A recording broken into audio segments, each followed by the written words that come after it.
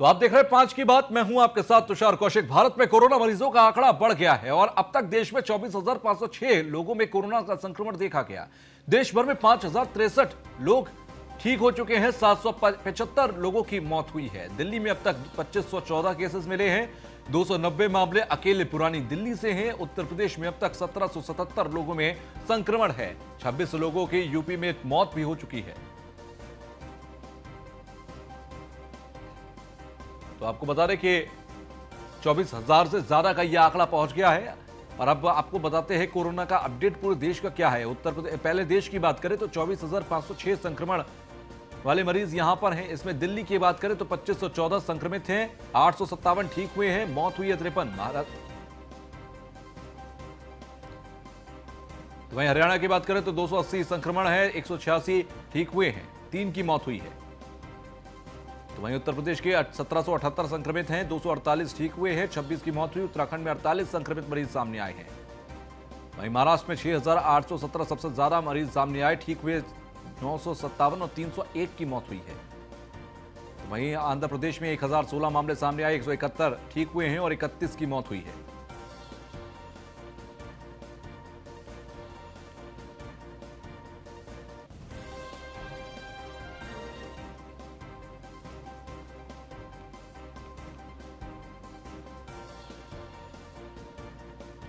तो देश में पिछले 24 घंटे की अगर बात करें तो लगातार यहां पर आंकड़े सामने आए हैं और भारत में कोरोना मरीजों का आंकड़ा भी बढ़ा है। अब तक देश में 24,506 लोगों में कोरोना का संक्रमण देखा गया है। देश में 5,063 लोग ऐसे हैं जो कि ठीक हुए हैं। 775 लोगों की कोरोना से मौत हो चुकी है। तो दिल्ली में अब तक 2,514 केसेस सामने आए हैं।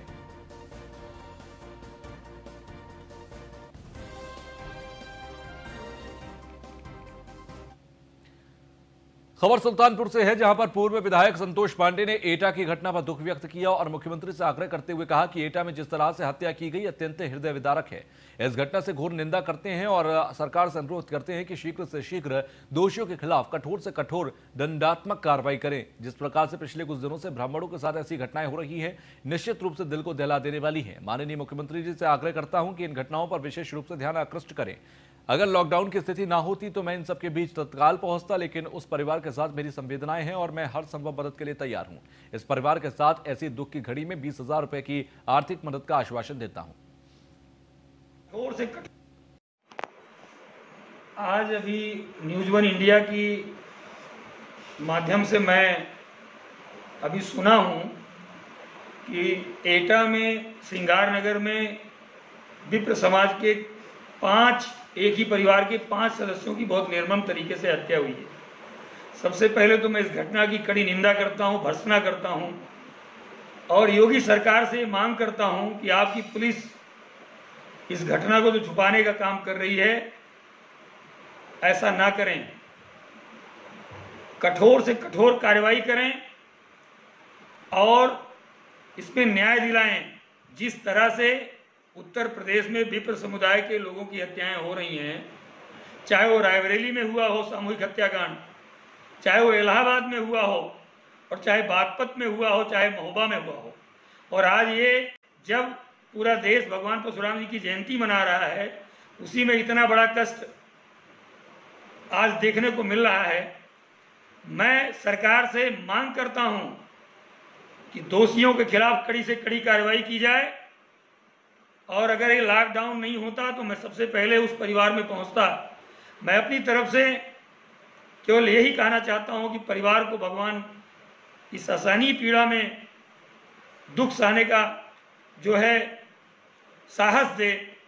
नहीं तो मैं तो केवल इतना ही कह के अपनी बात खत्म करूंगा कि ये जो मुख्यमंत्री हैं आंख मूंद के बैठे हैं और जिस तरह से सामूहिक हत्याएं हो रही हैं विप्र समुदाय की, ये जब अगली बार चुनाव में आएंगे तो विप्र समाज इनको अच्छे से बताएगा। और मैं केवल इतना ही कहूँगा कि इस मामले में ऐसी कार्रवाई करे सरकार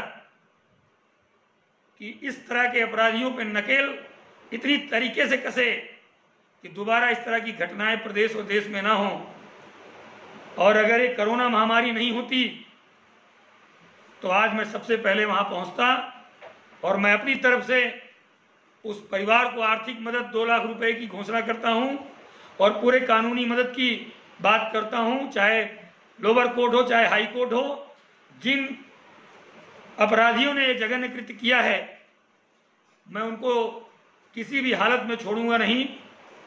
कानूनी लड़ाई लड़के और शासन से मैं मांग करूंगा कि इसमें ऐसी कार्रवाई करें कि नजीर बने, अन्यथा इस सरकार को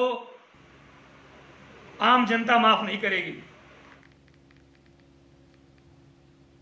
तो वहीं पड़ोसी मुल्क नेपाल से फंसे हुए 152 भारतीय नागरिकों को आज भारत लाया गया, जो लॉकडाउन में सीमा सील होने की वजह से नेपाल में फंसे हुए थे। आज महाराजगंज से जिले से लगे सुनौली सीमा के रास्ते इन लोगों को भारत में प्रवेश कराया गया। सीमा पर प्रवेश के दौरान इन लोगों ने देश की मिट्टी को सलाम करते हुए भारत माता की जय के नारे भी लगाए। ये सुनौली बॉर्डर की तस्वीर हम आपको दिखा रहे हैं, जहां पर ये सभी पहुंचे भारत सीमा पर, और भारत की सीमा पर दाखिल होते ही इन्होंने भारत माता की जय के नारे लगाए और अपने वतन वापसी पर ये काफी खुश भी नजर आए, अपने भारत की जमीन को चूमते नजर आए। सब याद आ गए कि बुला जाए को बुलाई थोड़ी ना बढ़िया से एकदम सर झुका के अभी तुरंत मत उठो यार। जो भारतीय नेपाल राष्ट्र में रुके हैं, फंसे हैं, उनको जो क्वारंटीन में रोका गया है, उनका भी क्वारंटीन अवधि पूरा हो चुका, वो भी आज ही आएंगे। उनको आने के बाद इस बॉर्डर पे उनका थर्मल स्क्रीनिंग होगा। उसके पश्चात हम लोग जो सबसे नज़दीकी क्वारंटीन सेंटर है वहाँ हम लोग उनको थोड़ा देर रोकेंगे। उनका सैंपल लेने के बाद विस्तृत जांच के लिए हम लोग भेजेंगे। जांच रिपोर्ट आने के बाद ही हम लोग उन्हें उनके जो रहने का स्थान है, जिले हैं, वहाँ पर विशेष वाहन का व्यवस्था करके भेजें। जो संवाददाता अभिमुक्त पांडे महाराजगंज में हमारे साथ जुड़ गए हैं। महाराजगंज से संवाददाता अभिमुक्त, किस तरीके की तस्वीर उस दौरान की थी जब ये सोनाली बॉर्डर पर नेपाल से तमाम भारतीय लौटे हैं? जी बिल्कुल, ये नज़ारा ही अलग था। दरअसल ये अपने मुल्क में वापस आ रहे थे, लॉकडाउन की वजह से नेपाल में फंस गए थे और अभी सैकड़ों लोग फंसे हुए, उनमें से 152 की संख्या थी आज जो भारत आए हैं सोनौली बॉर्डर के रास्ते। तो उनको वहां जैसे ही अपने देश की सीमा में प्रवेश किए, सबसे पहले वो भारत माता की जय के नारे लगा रहे थे। उसके बाद वो गाड़ी में फिर बैठ गए और इनका मेडिकल परीक्षण कराया जाएगा। इनको एक स्थान पे रखा गया है, यहाँ इनका सैंपल गया है और सैंपल की रिपोर्ट आने के बाद फिर इनको अलग अलग जहाँ के भी रहने वाले हैं उनके जाने का प्रबंध किया जाएगा। साथ ही साथ देखा जाए अभी, क्योंकि ये सुबह आ गए हैं, कितना वक्त ये यहाँ पर रहेंगे अपने क्वारंटाइन सेंटर्स में, या फिर इनके टेस्टिंग के लिए रखा जाएगा और उसके बाद जब इनके घर तक इन्हें पहुंचाया जाएगा तो वहां पर भी क्या क्वारंटाइन किया जाएगा? जी इनको अभी दरअसल जब ये आए हैं तो ये इंटर कॉलेज है वहीं पे रुके हुए हैं और इनका सैंपलिंग, इनका मेडिकल परीक्षण बॉर्डर पे ही थर्मल स्कैनिंग कराई गई है। उसके बाद इनका मेडिकल परीक्षण के लिए जो है सैंपल जा रहा है, वो सैंपल की रिपोर्ट आएगी। रिपोर्ट आने के बाद ये होम क्वारंटाइन होंगे। जी ठीक है, चलिए बहुत बहुत शुक्रिया हमसे जुड़ने के लिए।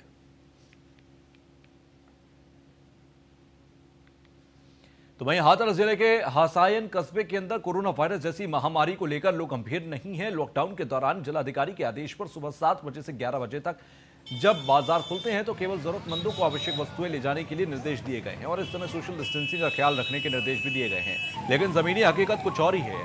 हाथरस जिले में लोग छूट के दौरान बाजार खोलने पर सोशल डिस्टेंसिंग की धज्जियां उड़ाते नजर आते हैं। दरअसल बाजार खुलते ही लोग भारी भीड़ के साथ बाजारों में खरीदारी के लिए निकल पड़ते हैं।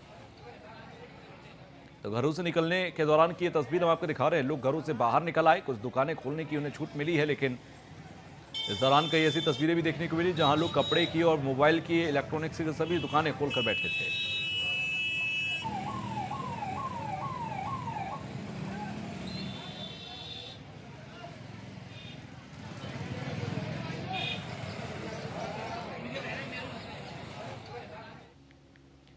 गाजियाबाद से खबर, जहां पर मार्केट खोलने की खबर से सड़कों पर निकले लोग, जिला प्रशासन को करनी पड़ी बैरिकेडिंग। जिले में नहीं मिली है दुकानें खोलने की अनुमति, ऐसे में मंडी में भी दिखी लोगों की भीड़। तो गाजियाबाद की यह तस्वीर है, मार्केट खुलने की खबर से सड़कों पर लोग निकले और लोगों की वो तस्वीर भी सामने आई जहां पर जिला प्रशासन को बैरिकेडिंग करनी पड़ी। जिले में नहीं मिली है दुकानें खोलने की अनुमति।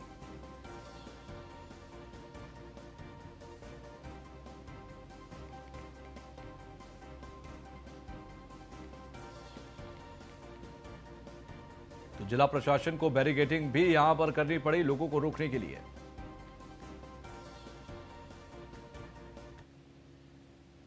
तो वहीं लॉकडाउन के दौरान दिन रात सेवा में लगे कोरोना वॉरियर्स के सम्मान के लिए बुलाए गए सफाई कर्मचारियों को वापस लौटा दिया गया, जिससे सफाई कर्मचारियों में रोष फैल गया। दरअसल सहारनपुर के कोतवाली बेहट कस्बे के नगर पंचायत में नामित सभासदों और अन्य कुछ लोगों द्वारा कोरोना योद्धाओं के सम्मान के लिए एक कार्यक्रम आयोजित किया गया, जिसमें कोरोना वॉरियर्स पर संजय कॉलोनी के छतों से फूल बरसाए गए और फूलमाला डालकर उनका हौसला अफजाई की गई।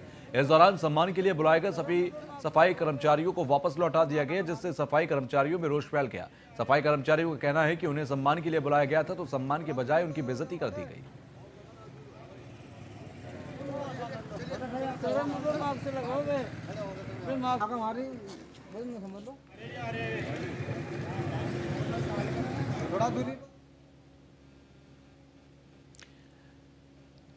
तो कोरोना वॉरियर्स के सम्मान के लिए उन्हें बुलाया गया, लेकिन सफाई कर्मियों को वहां से भगा दिया गया और इस बात पर वो काफी नाराज नजर आए कि उन्हें बुलाया ही क्यों गया था, और जब बुलाया गया सम्मान के लिए तो बेइज्जत कर क्यों भगा दिया गया। वहीं अयोध्या में महाराष्ट्र के पालघर में पिछले दिनों जो 2 साधुओं और चालक की सामूहिक भीड़ द्वारा हत्या की गई, उसको लेकर रामनगरी में आक्रोश व्याप्त है। अयोध्या के साधु संतों ने महाराष्ट्र सरकार की निंदा करते हुए कोरोना कहर से निपटने के बाद महाराष्ट्र कुछ करने को लेकर कड़ी चेतावनी दी।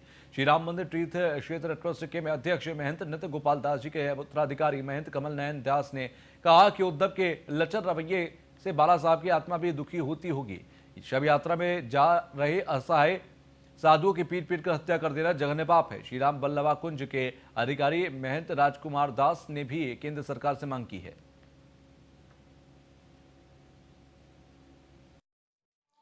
महाराष्ट्र के पालघर में हमारे 2 भगवाधारियों की जिस तरह से नृशंस क्रूरतापूर्ण हत्या की गई, जबकि वो कहीं सैर सपाटे में नहीं जा रहे थे, वो कोई चोर डकैत नहीं थे, वो कोई बलात्कारी बाबा नहीं थे, वह जो है अपने गुरु की अर्थी उठाने के लिए, अपने गुरु के अंतिम दर्शन करने के लिए जा रहे थे। कोई भीड़ भी लेके नहीं जा रहे थे, केवल 2 सन्यासी थे और एक उनका गाड़ी चलाने वाला ड्राइवर था। लेकिन जिस तरह से खाकी वर्दी के सामने उनको भीड़ के हवाले किया गया और जो लिंचिंग हुई, जिस तरह से क्रूरतापूर्ण उनकी हत्या की गई, इससे पूरा देश दहल गया है। और मैं तपस्वी आचार्य पीठाधीश्वर जगत गुरु परमहंस आचार्य उन हत्यारों को फांसी के तख्ते तक पहुंचाने के लिए, संतों को न्याय दिलाने के लिए मैं 24/4/2020 सुबह 4 बजे से अन्न जल का त्याग करके आमरण अनशन पर हूं और तब तक रहूंगा। या तो मेरे प्राण निकल जाएंगे या तो संतों को न्याय मिलेगा और वो जो संतों के हत्यारे हैं वो फांसी पर लटकाए जाएंगे। क्योंकि गौ और गौ, गंगा और संत हमारी भारतीय संस्कृति है। देखिए, हमारा जो तिरंगा है ना, यह जो भगवा है यह संतों का प्रतीक है, और जो सफेद है ये कामधेनु का रंग है, गौ माता का प्रतीक है, और जो ये हरी पट्टी है ना, ये हरी पट्टी गंगा की धारा है। यही हमारा तिरंगा है। और आज स्थिति ये है कि गाय की हत्या हो ही रही थी, संतों की हत्या। बंबई में जो शव यात्रा पर घटना हुई, बड़ा ही दुखद है और बड़ा ही निंदनीय है। और हम अपने गृह मंत्री से यह आग्रह करेंगे,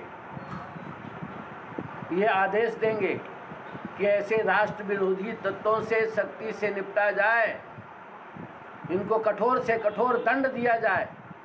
ये सब राष्ट्र विरोधी लोग हैं। और रही वहाँ के मुख्यमंत्री के बाद, आज कहीं भी बाला साहब ठाकरे होंगे तो उनकी आत्मा रो रही होगी, कचोट रही होगी ऐसे दुर्भाग्यपूर्ण व्यक्तियों को देख करके। तो ये बहुत ही निंदनीय है। इसकी जितनी भी निंदा किया जाए उतना भी कम है। और निंदा ही नहीं, हम तो ये चाहेंगे हमारा सारा समाज इन राष्ट्र विरोधी तत्वों से सख्ती निपटने के लिए तैयार।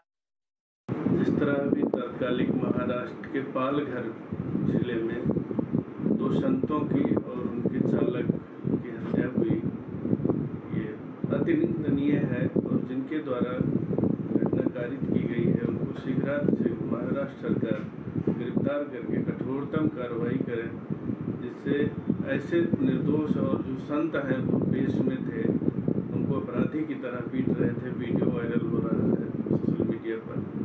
इससे लग रहा है कि कानून व्यवस्था नाम की चीज़ महाराष्ट्र में उस क्षेत्र में नहीं है जहाँ पर ये पुलिस की मौजूदगी में डंडा ले करके लोग जो एकदम भाग रहे थे अपने बचाव में। एक दरोगा को भी पकड़ रहे थे, संत बुजुर्ग थे 70 वर्षीय, और ऐसे इस तरह घटना कारित करना एकदम अमानवीय है और निर्दयतापूर्वक उनकी पिटाई कर रहे थे लोग। इससे केंद्र सरकार को इसमें पहल करना चाहिए। जो दोषी लोग हैं वो जल्द से जल्द सलाह शिक्षक पीछे आए और उनके खिलाफ अति कठोरता। और इस वक्त हरियाणा के सीएम मनोहर लाल जी कुछ संबोधन कर रहे हैं, वो हम आपको सुनाते हैं। असहाय हो, गरीब हो, उसको राशन संबंधी कोई सहायता चाहिए, किसान हो, प्रोक्योरमेंट के नाते से उसको आवश्यकता है, कोई भी घरेलू आवश्यकता, बैंक की आवश्यकता, कितनी ही आवश्यकताएं एक ही ऐप के नीचे आपको मिल रही हैं। इसलिए आज इसका लॉन्च किया जा रहा है। कल प्रातःकाल से इस ऐप का हम लोग उपयोग कर सकेंगे।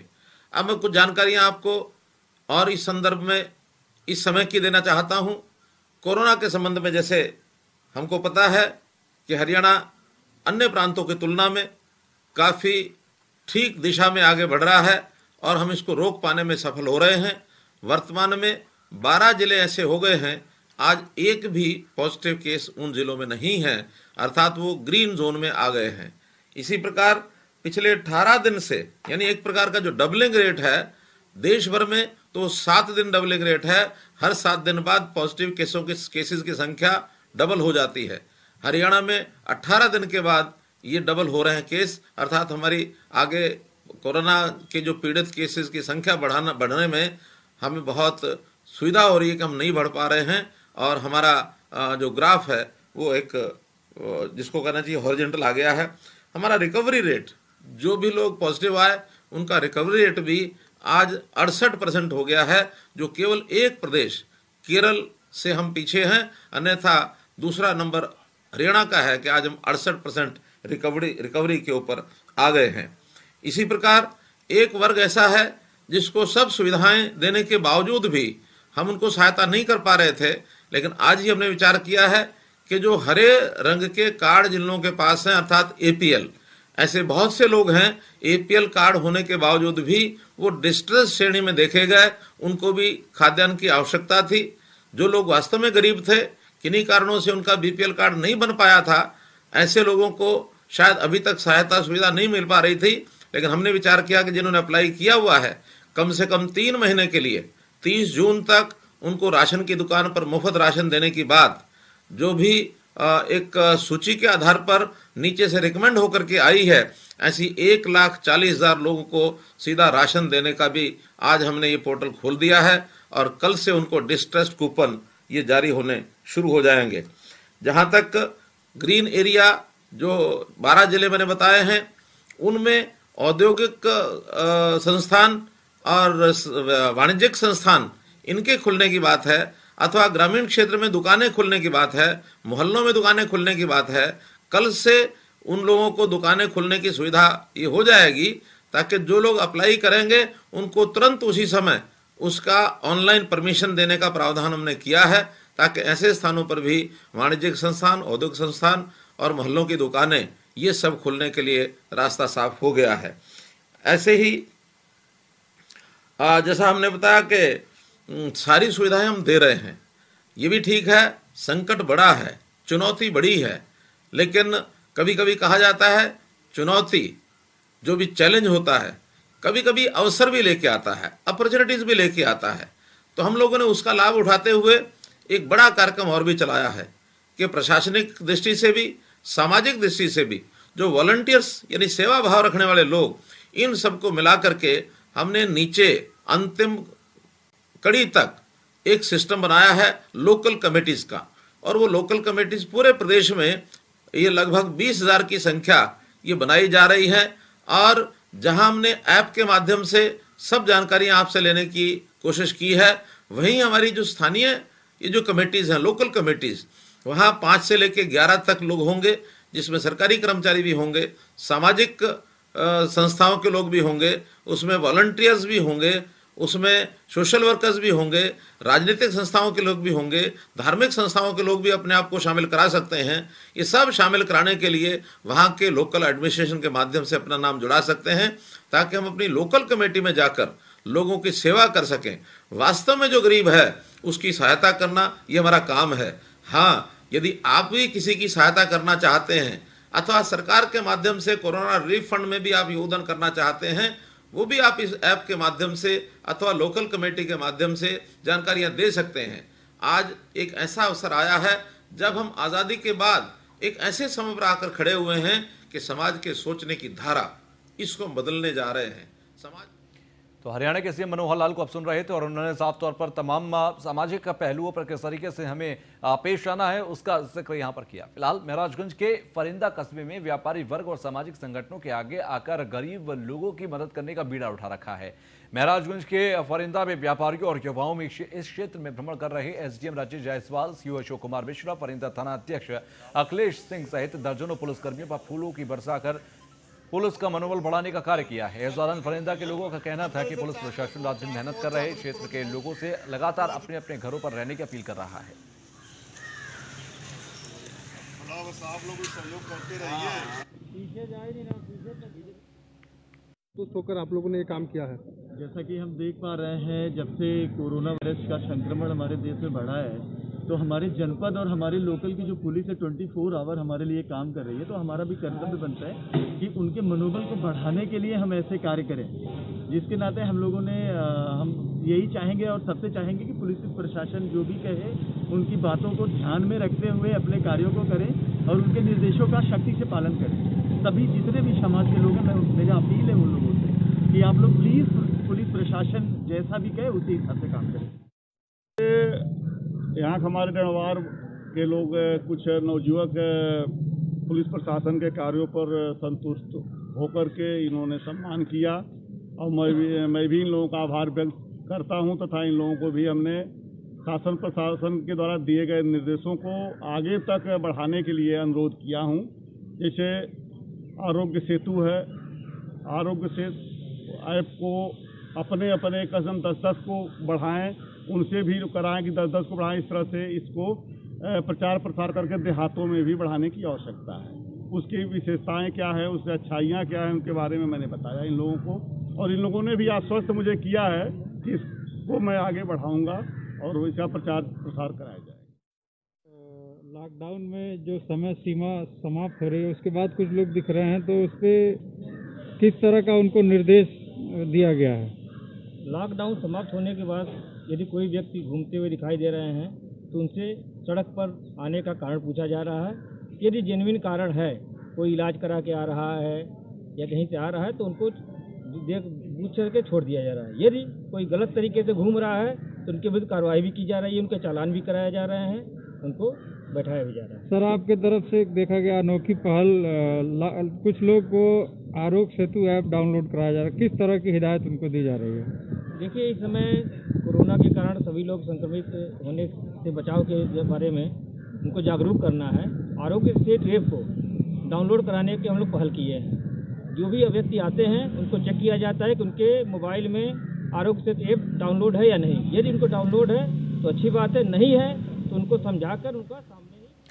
तो वैश्विक महामारी कोरोना से जहां पूरी दुनिया जूझ रही है, तो वहीं भारत भी इससे छूता नहीं है। भारत में 21 दिन के लॉकडाउन के बाद फिर 19 दिन का लॉकडाउन शुरू किया गया, जहां हर व्यक्ति अपने घर से लॉकडाउन का पालन कर रहा है, तो वहीं और दूसरी तरफ कराने की भी कोशिश कर रहा है, तो वहीं पुलिस प्रशासन भी इसमें पीछे नहीं है। आपको बताते चलें कि हापुड़ जनपद का एक गांव ऐसा भी है जहां ग्राम प्रधान ने पूरे गांव में 64 सीसीटीवी कैमरे लगाए हैं, लाउड स्पीकर लगाए गए हैं, जिसकी मॉनिटरिंग स्वयं ग्राम प्रधान मेघराज सिंह करते हैं। इसकी मॉनिटरिंग 24 घंटे होती है। कोई भी व्यक्ति अगर अपने घर से बाहर निकलकर सड़क पर आता है तो ग्राम प्रधान माइक से बोलकर उसको वापस घर में भेज देते हैं। तो वहीं कोरोना से बचाव के लिए ग्राम प्रधान मेघराज ने एक नियम भी गाँव में बनाया है कि अगर कोई भी व्यक्ति किसी के घर पर रहने बाहर से आता है तो उसे 5000 रुपए का जुर्माना लगेगा।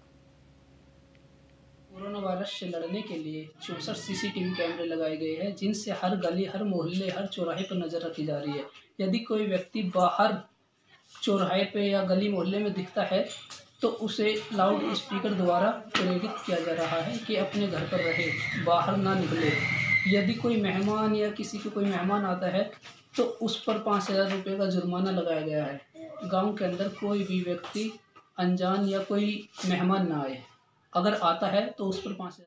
हमारे गांव में बहुत अच्छी तरीके से लॉकडाउन का पालन हुआ है और पूरे गांव में सीसीटीवी कैमरे द्वारा निगरानी रखी जा रही है और लाउड स्पीकर द्वारा सबको ये कहा जा रहा है कि कोई भी अपने घर से गली मोहल्ले में ना घूमे, घर से बाहर ना निकले।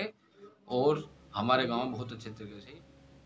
आज की बात में बस इतना ही। आगे भी खबरों का सिलसिला जारी रहेगा। देखते रहिए न्यूज़ 1 इंडिया।